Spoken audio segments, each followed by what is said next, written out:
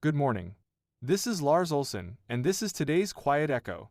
A man stood at my counter last week with a busted screen door and a defeated look on his face, and he said the thing I hear more than anything else in this store.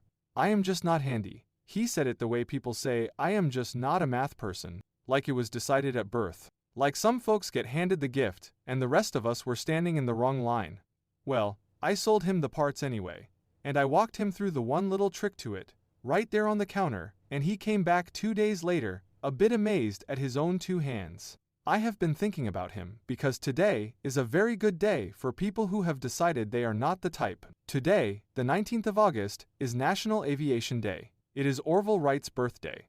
And here is the thing, almost nobody remembers about the 2 men who handed the whole human race the sky.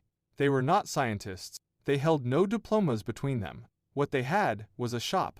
The kind of shop a man like me would know on sight, where they sold and fixed and built bicycles. The flying was a side project at first, a thing they tinkered at after the shop closed up for the night, and the money from the bicycle counter paid for every last bit of it.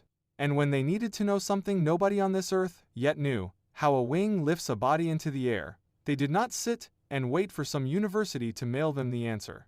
They built themselves a wind tunnel, out of a wooden box, about 6 feet long, with a fan bolted onto one end of it, and they tested their little wing shapes right there in the back of the bicycle shop.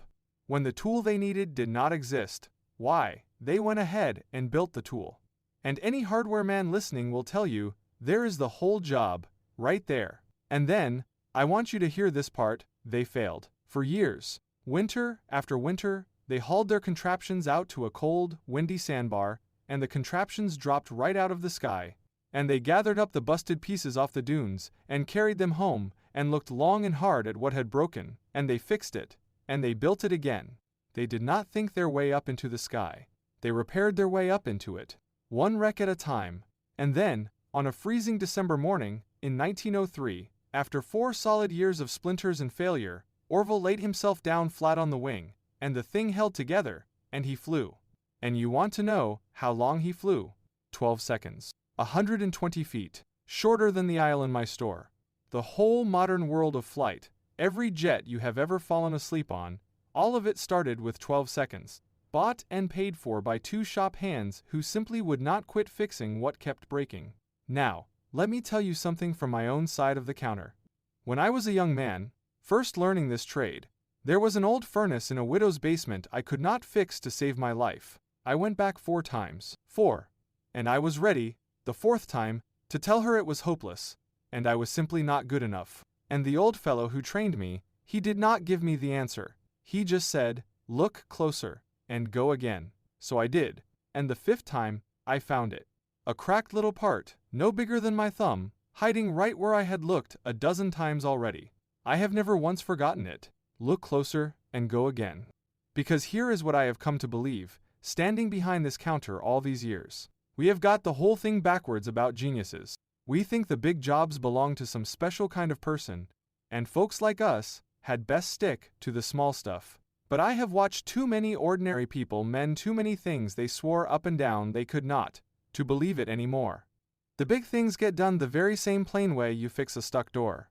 You try it, it fails on you. You look closer at it. You fix the next small part, and you go again. The Wright boys were a bishop's sons, and I will not preach at you, but I will say this one thing. The willingness to keep your hands on a hard thing, long after it has embarrassed you, long after some smarter-sounding man would have walked away, well, it is not a lesser gift than brilliance. Out here among the broken screen doors and the stubborn old engines, I have come to think it may be the greater one. So whatever it is you have quietly filed away as too big for the likes of you. The repair, the business, the hard conversation you keep putting off, the dream you decided a long time ago was meant for other people. I want you to take it back out and look at it again. You do not need the diploma. You do not need the gift. You need to get your hands on it and fix the next small part and let it fail and then fix it again.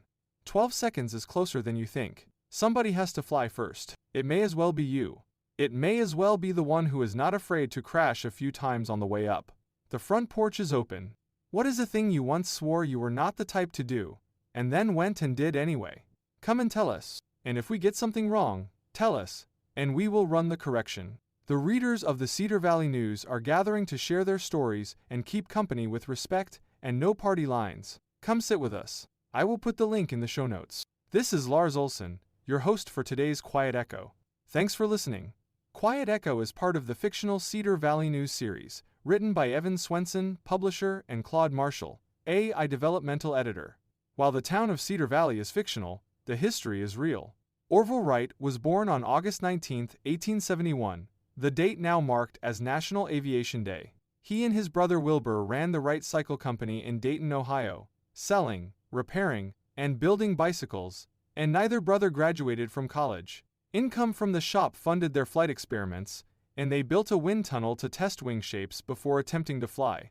On December 17, 1903, at Kitty Hawk, North Carolina, Orville made the first powered, controlled flight, covering 120 feet in 12 seconds. Their father, Milton Wright, was a bishop of the United Brethren Church. Sources include the Smithsonian, the National Aviation Hall of Fame, and the National Inventors Hall of Fame. You've been listening to the Cedar Valley News Podcast, where small-town voices meet the headlines shaping our world.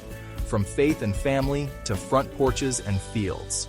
We'll be back with more stories connecting real lives to real events. Until next time, keep your porch light on, your faith strong, and your heart open. This is Cedar Valley News.